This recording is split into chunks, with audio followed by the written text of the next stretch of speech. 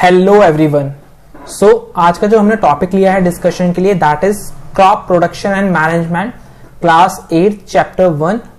आपका साइंस का जो पहला चैप्टर है क्लास 8 के अंदर क्रॉप प्रोडक्शन एंड मैनेजमेंट, इसके बारे में आज हम लोग डिस्कस करेंगे कि कौन कौन से मेजर टॉपिक्स हैं जो इस चैप्टर में कवर किए गए हैं एंड कौन कौन से मेजर प्रोसेसेस हैं जिस क्रॉप प्रोडक्शन के अंदर, मैनेजमेंट के अंदर, जिनको हम यूटिलाइज करते हैं क्रॉप प्रोडक्शन, फसल उगाने के लिए, फसल को मार्केट तक लेके जाने के लिए, हार्वेस्टिंग के अंदर कौन कौन से प्रोसेस हैं, इरिगेशन क्या है। तो इन्हीं पॉइंट्स को अभी हम लोग इस पूरे लेक्चर के अंदर डिस्कस करने वाले हैं। So let's get started.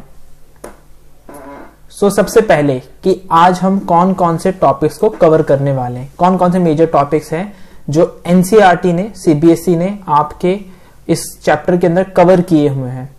तो मेजरली अगर मैं इसको समराइज करता हूं तो 6 मेजर टॉपिक्स हैं। That is number 1 your crops and its types, यानी कि फसल कितने प्रकार की होती हैं, फसल क्या है, उसके कितने प्रकार हैं, टाइप्स कौन कौन से हैं, जैसे रबी है, खरीफ है, जैद है, तो उसके बारे में बात करेंगे।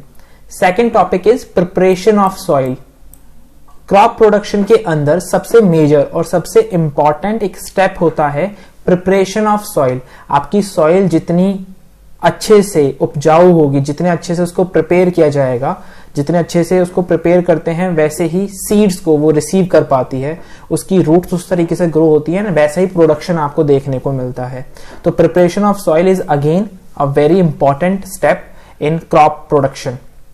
Next topic is manure and fertilizer, कि कैसे कुछ केमिकल्स को हम ऐड करते हैं, कैसे हम मैन्योर को ऐड करते हैं, मैन्योर क्या है, फर्टिलाइजर क्या है, कैसे ये केमिकल्स आपके क्रॉप को ग्रो करने में, उनकी प्रोडक्टिविटी के अंदर, उनका जो एक प्रोडक्शन है उसके अंदर, उनकी ग्रोथ के अंदर कैसे हेल्पफुल होते हैं।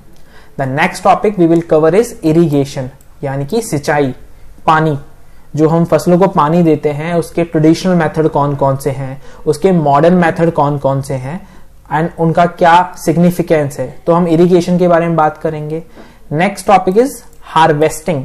Harvesting is basically a process जहां पे आपकी फसल जो है तैयार हो चुकी है एंड अब आप उसको वहां से फील्ड से हटाकर स्टोरेज की तरफ या फिर उसको कमर्शियली उसको मार्केट तक लेकर जाएंगे। तो उस हार्वेस्टिंग के अंदर कौन कौन से वेरियस स्टेप्स हैं तो हम उसको डिस्कस करेंगे। And next topic is food from animals, that is animal husbandry के बारे में हम लोग बात करेंगे। तो ये 6 मेजर टॉपिक्स हैं क्लास 8 के चैप्टर 1 के अंदर। तो हम इन सारे टॉपिक्स को अभी कवर करेंगे।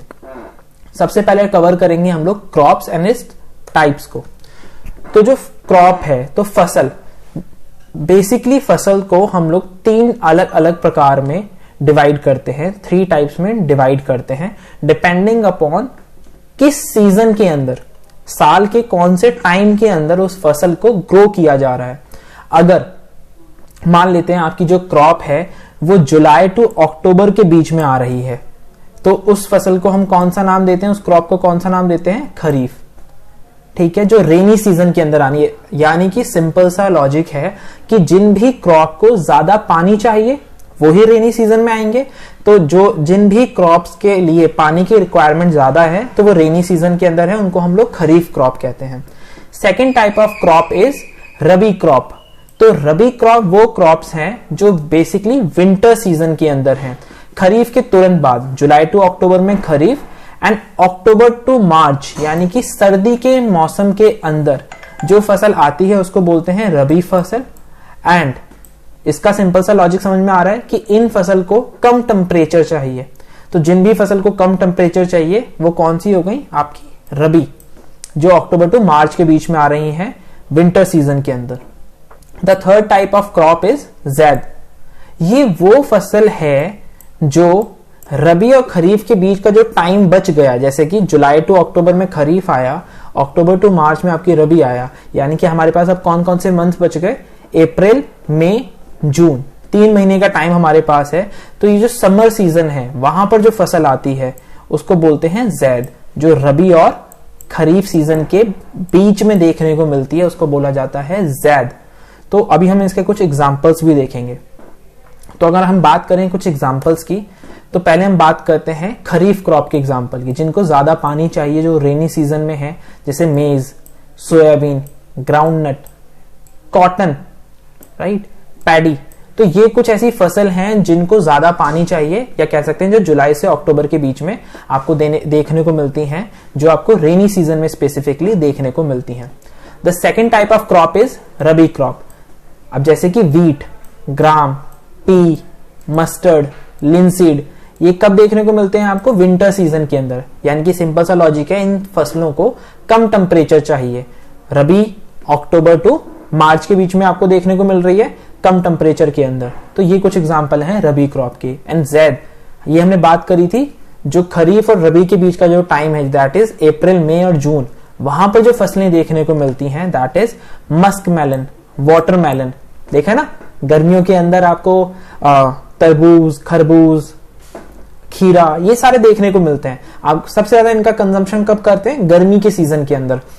तो ये आपको ज़ैद क्रॉप के अंदर देखने को मिलेंगे। So these are the examples of Rabi, Kharif and Zaid crop. Next topic is preparation of soil. जैसे कि हमने इनिशियली बात की कि सॉइल सबसे ज्यादा एक इंपॉर्टेंट पार्ट है क्रॉप प्रोडक्शन के अंदर। आपकी सॉइल कितनी अच्छी है, उसकी क्वालिटी कैसी है, वो कितने अच्छे से प्लांट को, सीड को अपने पास हेल्ड करती है, रूट्स वहां पे कितने इजीली ग्रो करती हैं। तो इसी को बहुत ज्यादा इंपॉर्टेंस के साथ देखा जाता है क्रॉप प्रोडक्शन के अंदर। Preparation of the soil is the first step before growing a crop. So NCERT एक लाइन कहती है कि किसी भी क्रॉप को ग्रो करने से पहले उसको प्रिपेयर करना एक सबसे important and first and essential step है।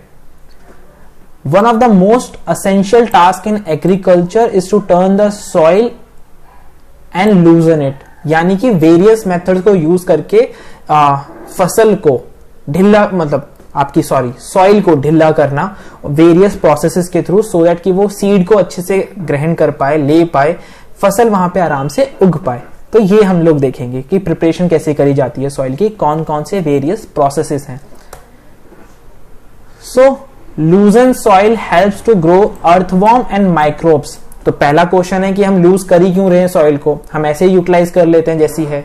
अगर हम उसको लूज नहीं करेंगे तो वहां पर अर्थवॉर्म, जो आपके माइक्रोब्स हैं, जो नाइट्रोजन साइकिल के लिए यूटिलाइज होते हैं, अर्थवॉर्म है या और भी जो फार्मर फ्रेंडली वॉर्म्स हैं, वो वहां पर पेनिट्रेट नहीं हो पाएंगे। वो पेनिट्रेट नहीं होंगे तो वहां पे हमस नहीं बनेगा, वहां पे वेरियस न्यूट्रिएंट्स नहीं बन पाएंगे, जिसकी वजह से प्लांट की जो ग्रोथ है, जो क्रॉप की जो ग्रोथ है, वो बहुत अच्छे से नहीं हो पाएगी, हम ये कह सकते हैं। तो प्रोडक्शन अच्छे से नहीं होगा तो एक फार्मर को नुकसान होता है, सिंपल लॉजिक है।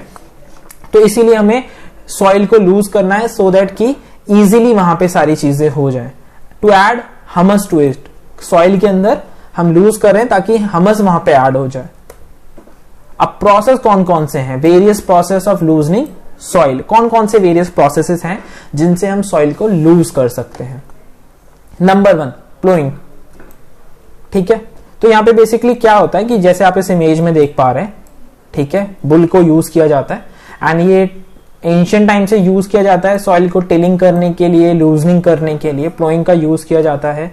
जहां पर क्या किया जाता है कि इसको हल एक तरीके से यहां पे ऐड किया जाता है। ये आपको पीछे एक यहां पे एक आयरन प्लस वुड का एक स्ट्रक्चर होता है जो बुल्स के यहां पर अटैच होता है इस स्टिंग के साथ। एंड जैसे बैल आगे मूव करता है तो ये यहां पे सॉइल को इस तरीके से लूज करता हुआ, अगर हिंदी में बोलें तो क्यारी बनाता हुआ चलता है। तो जिसकी वजह से बार बार ये प्रोसेस रिपीट करने की वजह से एक लैंड के ऊपर जो सॉइल है वो लूज हो जाती है। So first method is this. Another method is use of हो। तो हो क्या होता है? अब बेसिकली ये एक स्ट्रक्चर होता है विच इज सिंपल टूल है which is use for removing weeds. Weeds क्या है? Unwanted plants. एक प्लांट है जो जिसको हम क्रॉप बोल रहे हैं, जिसको हम ग्रो करना चाहते हैं। होता क्या है, वेरियस टेम्परेचर, एनवायरमेंटल कंडीशन की वजह से कुछ और प्लांट्स भी वहां पे ग्रो होने लगते हैं जो हमारी क्रॉप का न्यूट्रिशन कंज्यूम करने लगते हैं। तो क्रॉप का प्रोडक्शन अच्छे से नहीं हो पाता है। तो उनको रिमूव करने के लिए एंड सॉइल को लूज करने के लिए हो का यूज किया जाता है। लॉन्ग रॉड ऑफ वुड और आयरन से ये बना हुआ होता है लाइक दिस, कि ये एक रॉड है एंड यहाँ पे ये एक प्लेट लाइक स्ट्रक्चर होता है जिसको यूज किया जाता है। ये हैंडल है एंड ये हैंडल की ग्रिप, तो इसको यूटिलाइज किया जाता है सॉइल को लूज करने के लिए, right. Another process is use of cultivator. तो आपका ट्रैक्टर होता है एंड ट्रैक्टर के पीछे इस तरीके से आपके आयरन के कुछ स्ट्रक्चर प्रेजेंट होते हैं जिनको बार बार एक फील्ड में यूज किया जाता है एंड बार बार यूज करने की वजह से वहां पे क्यारियों का फॉर्मेशन हो जाता है एंड जो आपकी जो सॉइल है वो वहां पे लूज हो जाती है। इवेंचुअली उसके बाद हम सीड्स का यहाँ पे यूटिलाइज करते हैं ताकि हम यहाँ पे इन क्यारियों के अंदर अपने फसल को, अपनी क्रॉप को ग्रो कर सकें। The use of cultivator saves labour and time. अगर हम हल का यूज करते हैं, प्लोइंग का यूज करते हैं, तो क्या होता है, बैल है, इंसान है, तो हमारी अपनी एफिशिएंसी उतना उस एफिशिएंसी के साथ हम कर पाएंगे नहीं कर पाएंगे उसके ऊपर है। बट ये एक मैकेनिकल ऑब्जेक्ट है जहां पर हम पेट्रोल का, डीजल का यूज कर रहे हैं ट्रैक्टर के अंदर एंड हम इसके थ्रू कर रहे हैं, तो ये टाइम बहुत सेव करता है कल्टीवेटर। जो लैंड आप प्लोइंग के थ्रू मान लेते हैं 10-12 दिन में आप सेट करने वाले थे, वो शायद से कल्टीवेटर के थ्रू आप एक दिन में सेट कर लें, एक दिन में लूज कर दें। तो कल्टीवेटर टाइम सेव करता है, लेबर सेव करता है, right. The next step of crop production is sowing, यानी कि पहले हमने देखा कि क्रॉप कौन कौन सी है, अब क्रॉप हमने आइडेंटिफाई कर ली कि किस सीजन में कौन सी क्रॉप लगानी है। तो सेकेंड पार्ट आता है सॉइल को लूज करने का। एक बार हमने सॉइल को प्लोइंग के थ्रू, हो के थ्रू या कल्टीवेटर के थ्रू लूज कर लिया, तो नेक्स्ट इंपॉर्टेंट स्टेप आता है सोइंग। हाई क्वालिटी सीड्स का यूज करना सो दैट कि हमें ज्यादा प्रोडक्शन मिले। हम एक बीज लगाते हैं जिससे आगे हमें 10 फल मिल सकते हैं और एक बीज लगाते हैं जिससे हमें आगे मान लेते हैं हाइपोथेटिकली कि 2 या 3 फल ही मिल रहे हैं, तो हम हाई क्वालिटी सीड्स का यूज करते हैं ताकि हमें ज्यादा फसल का प्रोडक्शन मिले। One of the most important part of crop production, क्योंकि क्रॉप किसके ऊपर डिपेंड करेगी, सॉइल लूज कर दिया, सारी चीजें बहुत अच्छी कर दी, लेकिन बीज अच्छी क्वालिटी का नहीं लिया, बहुत लो क्वालिटी का बीज ले लिया, तो प्रोडक्शन तो नहीं आएगा ना। एक फार्मर है, दोनों फार्मर ने सेम लैंड एरिया है दोनों के पास मान लेते हैं एंड दोनों ने सेम कल्टीवेटर का यूज किया है यहां पर एंड यहां पर, तो फार्मर ए ने हाई क्वालिटी सीड्स का यूज किया है एंड फार्मर बी ने लो क्वालिटी सीड्स का यूज किया। किसका प्रोडक्शन ज्यादा होगा eventually, but obvious a farmer का जो प्रोडक्शन है वो ज्यादा होगा क्योंकि सीड की क्वालिटी बहुत अच्छी ली है, good quality, clean and healthy seeds are there so that कि ज्यादा यील्ड मिल सके। तो this is one of the most important step in crop production. Next is manure and fertilizer. तो मैन्योर क्या होते हैं, मैन्योर ऑर्गेनिक सब्सटेंस होते हैं जो कि वेजिटेबल को डीकंपोज करके या एनिमल वेस्ट को डीकंपोज करके बनाया जाता है एंड इसको फसल में, इसको आपके क्रॉप के अंदर ऐड किया जाता है सो दैट कि ये एसेंशियल मिनरल्स, विटामिन्स, जो भी आपके प्लांट्स को, जो भी आपकी क्रॉप को चाहिए उसको ऐड कर सके। अब फर्टिलाइजर क्या होते हैं, फर्टिलाइजर बेसिकली इनऑर्गेनिक सब्सटेंस जो कि फैक्ट्रीज के अंदर बनाए जाते हैं, जैसे आपका यूरिया हो गया, तो यूरिया को वहां पे ऐड किया जाता है ताकि वहां पे जो भी क्रॉप के लिए एसेंशियल न्यूट्रिएंट्स हैं वो प्रोवाइड किए जा सकें। Second is microbes are not needed in fertilizer formation. Microbes की कोई जरूरत नहीं है, केमिकल प्रोसेसेस के थ्रू हम फर्टिलाइजर को बनाते हैं। It is easy to transport, store and apply to crops, क्योंकि केमिकल है तो फैक्ट्री में बनेगा एंड उसकी पैकेजिंग हो जाती है तो ट्रांसपोर्ट इजीली हो पाता है, स्टोर आसानी से हो पाएगा एंड इजीली अप्लाई कर सकते हैं कि आपने यूरिया को पानी के अंदर मिलाया एंड जस्ट फील्ड के अंदर डाल दिया, तो इट विल हेल्प। इसके अलावा इसके अंदर सॉइल के टेक्सचर को रीस्टोर नहीं किया जाता है, they do not restore soil texture. इसको मिलाने के बाद इवेंचुअली अगर आप बार बार फर्टिलाइजर का यूज करते हैं तो सॉइल की क्वालिटी डिग्रेड ही होती है। ये वाटर रिटेंशन के काम भी नहीं आता है, कि ऐसा नहीं है कि अगर आप फर्टिलाइजर यूज करें तो वाटर का रिटेंशन होगा फील्ड के अंदर, बट मैन्योर के अंदर ऐसा नहीं है। यहाँ पे माइक्रोब्स का यूज किया जाता है, ऑर्गेनिक सब्सटेंस का यूज किया जाता है मैन्योर को बनाने के लिए इसके साथ साथ इसका transport, store and apply manure थोड़ा सा डिफिकल्ट होता है। जैसे आपने मैन्योर बना दिया एक बार, तो जब आप अपनी फील्ड को रेडी करने जा रहे हैं with the use of cultivator, with the use of हो और प्लोइंग के थ्रू, तो आप तभी इसको यूटिलाइज करेंगे। उसके बाद इसको आपको मैन्युअली यूज करना है, ऐसा नहीं है पानी मिलाया पूरी फील्ड में एक साथ डाल दिया, ऐसा नहीं है, आपको इसको मैन्युअली यूज करना पड़ेगा। तो वहां पे इसके अपने चैलेंजेस हैं, बट ये सॉइल के टेक्सचर को रिस्टोर करता है, ये सॉइल के न्यूट्रिएंट्स को रिस्टोर करता है, बिकॉज केमिकल नहीं है, ऑर्गेनिकली बनाया गया है, तो हेल्प करेगा। एंड वाटर रिटेंशन में हेल्प करता है, क्योंकि ऑर्गेनिक प्रोसेसेस के थ्रू बना है तो वाटर को भी रिटेन करेगा।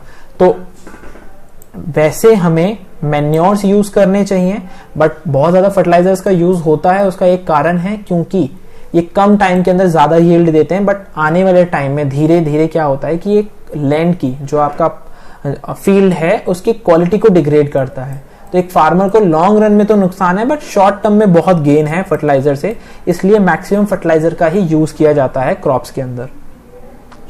Next topic is irrigation, again one of the most important part in crop production and management. तो इरिगेशन बेसिकली क्या है? पानी। आपकी बॉडी है 70% वाटर से बनी हुई है, ह्यूमन बॉडी, राइट? वैसे ही प्लांट्स को भी ग्रो करने के लिए आपने एक बार फील्ड रेडी कर दी, आपने सीड भी अच्छे सिलेक्ट कर लिए, आपने मैन्योर या फर्टिलाइजर का भी यूज कर लिया। अब इसके बाद नेक्स्ट स्टेप क्या है प्लांट को ग्रो करने के लिए? वाटर। डिपेंडिंग अपॉन कि आपकी फसल, आपकी जो क्रॉप है वो किस सीजन में आ रही है। अगर वो आपकी खरीफ क्रॉप है, ठीक है, ज्यादा पानी की रिक्वायरमेंट है। रबी क्रॉप है, कम टेम्परेचर की रिक्वायरमेंट है।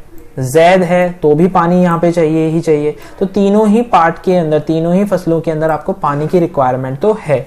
तो अब हम इरिगेशन के अंदर कौन कौन से वेरियस मेथड्स को यूज करते हैं। कुछ ट्रेडिशनल मेथड्स हैं और कुछ मॉडर्न मेथड्स हैं। तो irrigation, the source of water for irrigation are like, पहले आपके कुएं हो गए, wells, tubewell, ponds, lakes, rivers, dams and canals. तो जो भी ह्यूमन सिविलाइजेशन आई, जैसे आप हिस्ट्री में पढ़ते हैं 6th 7th 8th क्लास में आपने हिस्ट्री में पढ़ा होगा कि कैसे हड़प्पा सिविलाइजेशन हो गई, मोहनजोदारो सिविलाइजेशन हो गई, और भी जो भी हैं, वो कैसे पानी यानी कि रिवर के आसपास बसाई गई। क्यों? क्योंकि रिवर जहां पर होगा वहां पे क्रॉप प्रोडक्शन इजीली हो जाएगा, क्योंकि पानी इजीली होगा।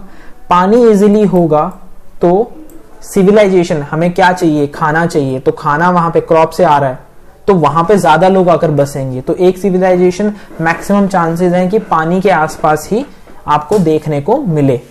तो इसलिए irrigation is one of the most important step in crop production.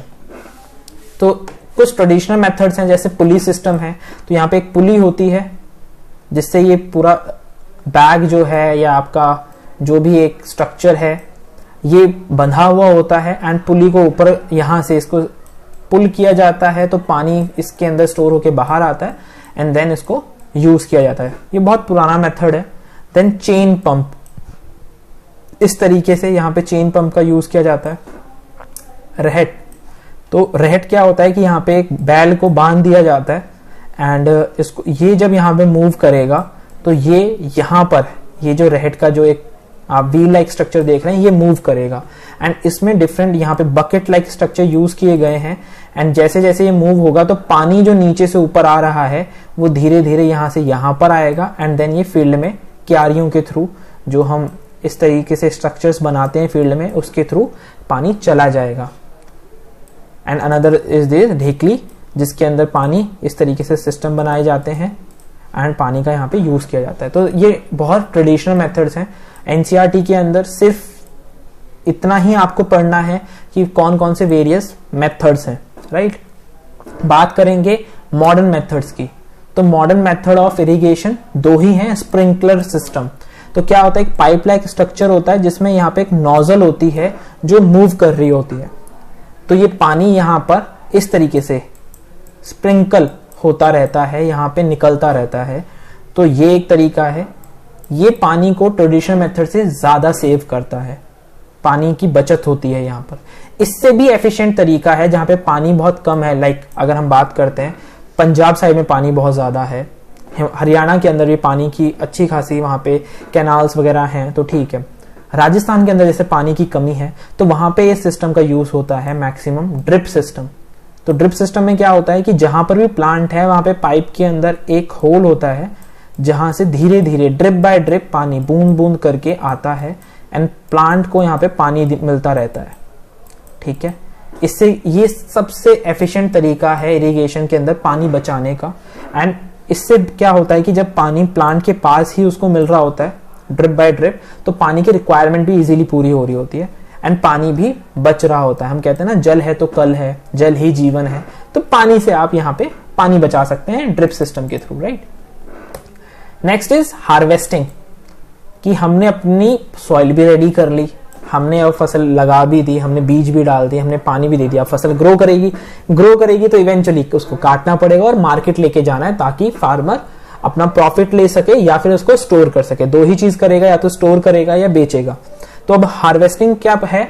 Harvesting एक इंपॉर्टेंट टास्क है क्रॉप प्रोडक्शन एंड मैनेजमेंट के अंदर। ये क्या है, इसको अगर डिफाइन किया जाए, the cutting of crop after it is mature, यानी कि मान लेते हैं कि गेहूं की फसल है, 4 महीने बाद मैच्योर हो गई, तो अब उसको काटना है, तो उस प्रोसेस को क्या कहेंगे? Harvesting.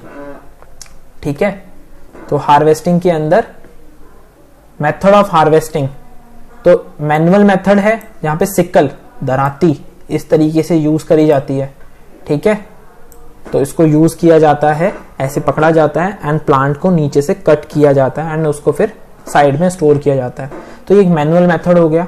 Second one is mechanical method, इस तरीके से मशीन का यूज किया जाता है एंड मशीन जो अनवांटेड सब्सटेंस हैं, जैसे वो गेहूं के आगे जो क्या होता है कि ऊपर तो गेहूं के बीज होते हैं, दाने होते हैं, बट नीचे वाला हमारा यूज का नहीं है, वो हम एनिमल्स के लिए यूज करते हैं। तो उस वाले पार्ट को ये अलग कर देता है एंड गेहूं वाले पार्ट को ये अलग कर देता है। ठीक है, हार्वेस्टर कहते हैं इसको, मशीन यूज करी जाती है, नेम्ड एज हार्वेस्टर। अब प्रोसेसेस कौन कौन से यूज होते हैं हार्वेस्टिंग के अंदर, another important topic. First is threshing, कि आपने एक बार फसल काट ली है, ठीक है, एंड उसके बाद आप क्या करते हैं कि उस फसल का एक हम बंडल बनाते हैं कुछ प्लांट्स का एंड उसको नीचे इस तरीके से उसको करना शुरू करते हैं, जिससे उसके बीज अलग हो जाते हैं। जैसे गेहूं की फसल का अगर किया जाए तो गेहूं के दाने यहाँ पे आ जाएंगे एंड ये पीछे का जो है इसको बोलते हैं हिंदी के अंदर भूसा। तो इसको यूटिलाइज किया जाता है एनिमल्स के लिए, तो इसको अलग कर लेते हैं, स्टोर कर लेते हैं फॉर एनिमल्स एंड इस पार्ट को हम लोग मार्केट के लिए आगे प्रोसेसेस के अंदर छोड़ देते हैं। सेकेंड पार्ट में आता है विनोइंग। ठीक है, separation of grain seeds from the Kaif using the help of wind. तो अब यहाँ पे जैसे ये आ गया हमारे पास, तो हम क्या करेंगे कि इसको इस तरीके से एयर के सामने करना शुरू करेंगे, सो दैट कि इसके अंदर जो भी डस्ट पार्टिकल्स हैं, जो भी अनवांटेड सब्सटेंस हैं, वो एयर के थ्रू जो लाइट पार्टिकल्स हैं वो अलग हो जाएंगे एंड जो हमें चाहिए, जो हमें ग्रेन्स चाहिए, जो हमें वीट चाहिए, वो अलग हो जाएगा एंड हम उसको स्टोर कर लेंगे। And then third part is storage, हम फिर उसको स्टोर करते हैं इस तरीके से एंड अगर अभी मार्केट में भेजना है तो मार्केट में भेजकर अपना प्रॉफिट ले लेते हैं, मार्केट में वो सर्कुलेट हो जाता है। अदरवाइज हम इसको स्टोर करके रखते हैं। जैसे एकदम से आपने देखा होगा कि सुना होगा कि एकदम से अनियन के, प्याज का रेट बढ़ गया, टमाटर का रेट बढ़ गया, क्यों? क्योंकि लोग स्टोर कर लेते हैं एंड उसको तब मार्केट में भेजते हैं जब रेट ज्यादा होता है, ताकि अच्छा रेट ले सकें। तो ये एक तरीका होता है। तो स्टोरेज इज अनदर थिंग, जो कि one of the most important part है, प्रोसेस है क्रॉप मैनेजमेंट के अंदर। तो ये हमने टॉपिक्स कवर किए, सॉइल को लूजन करना, सीड्स को डिसाइड करना कौन से सीड्स हैं, इरिगेशन के मेथड ट्रेडिशनल, मॉडर्न, एंड इसके बाद प्रोसेसेस ऑफ हार्वेस्टिंग। ठीक है, थ्रेशिंग एंड ऑल के बारे में हमने डिस्कस किया। अब आपकी एनसीईआरटी के अंदर 3 अनदर डेफिनेशन है जिसके बारे में हम लोग बात करेंगे। वीड हम ऑलरेडी डिस्कस कर चुके हैं। अनडिजायरेबल प्लांट, आप क्रॉप ग्रो कर रहे हैं, उसके साथ कुछ अनडिजायरेबल अनवांटेड प्लांट्स भी ग्रो कर रहे हैं, तो उनको वो आपके क्रॉप से न्यूट्रिएंट्स जो हैं शेयर करते हैं, तो वो हमारी क्रॉप के लिए अच्छा नहीं है। तो दीज आर अनवांटेड प्लांट्स। तो इनको रिमूव करने के लिए कोई solution? Yes, there is a solution named as weedicides. Weedicides are the chemical कुछ ऐसे केमिकल होते हैं जो वीड्स को कंट्रोल करते हैं। अगर आप फसल के ऊपर डाल देते हैं तो फसल को कुछ नहीं होगा, बट वीड्स जो हैं वो वहां पे खत्म हो जाएंगे। वन एग्जांपल इज, जो एनसीईआरटी का ही एग्जांपल है, 2,4-D, dichlorophenoxy acetic acid and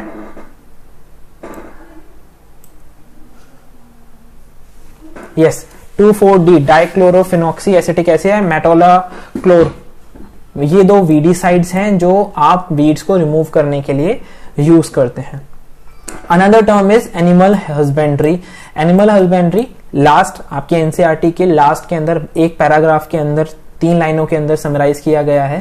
that is animals reared at home और in farms have to be provided with proper food, shelter and care when it is done on a large scale is called animal husbandry. किसी भी animal को जब आप food provide करते हैं, shelter provide करते हैं, केयर प्रोवाइड करते हैं, एंड कई सारे एनिमल्स को एक साथ आप इस तरीके से कर रहे हैं, फूड भी दे रहे हैं, शेल्टर भी दे रहे हैं, केयर भी दे रहे हैं, एंड इवेंचुअली आप उनसे फिर कुछ ना कुछ प्रोडक्ट बनाएंगे, लेंगे। जैसे फॉर एग्जांपल अगर आप एनिमल्स के अंदर बात करें, काउस को अगर अपने फार्म पे रख रहे हैं, आपके पास मल्टीपल काउस हैं, आपने उनको खाना दिया, शेल्टर दिया, उनकी केयर करी, एंड बदले में वो आपको क्या देंगे? Milk production. ठीक है, उसी तरीके से हनी बी का अगर किया जाए तो हनी बी को अगर हम एक प्रॉपर प्लेस प्रोवाइड करते हैं, उनको फूड भी दे रहे हैं, शेल्टर भी दे रहे हैं, उनकी केयर भी कर रहे हैं, तो वहां से हमें क्या मिलेगा? हनी मिलेगा।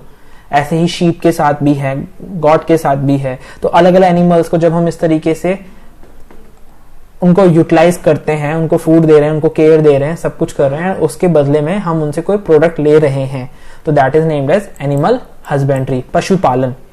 ठीक है, तो these are some definitions.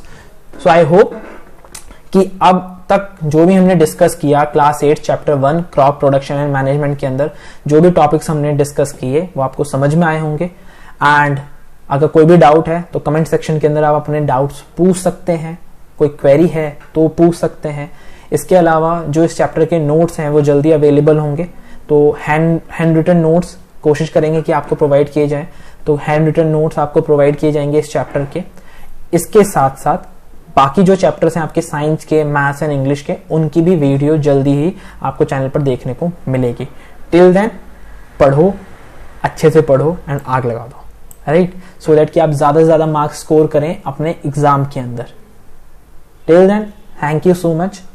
Subscribe to the channel and press the bell icon so that कि आप कोई भी इंफॉर्मेटिव वीडियो, कोई भी अपने कंटेंट टॉपिक से रिलेटेड वीडियो, नोट्स या अपनी एजुकेशन वीडियो या एग्जाम स्ट्रेटजीज की वीडियो मिस ना करें। तो आप चैनल को सब्सक्राइब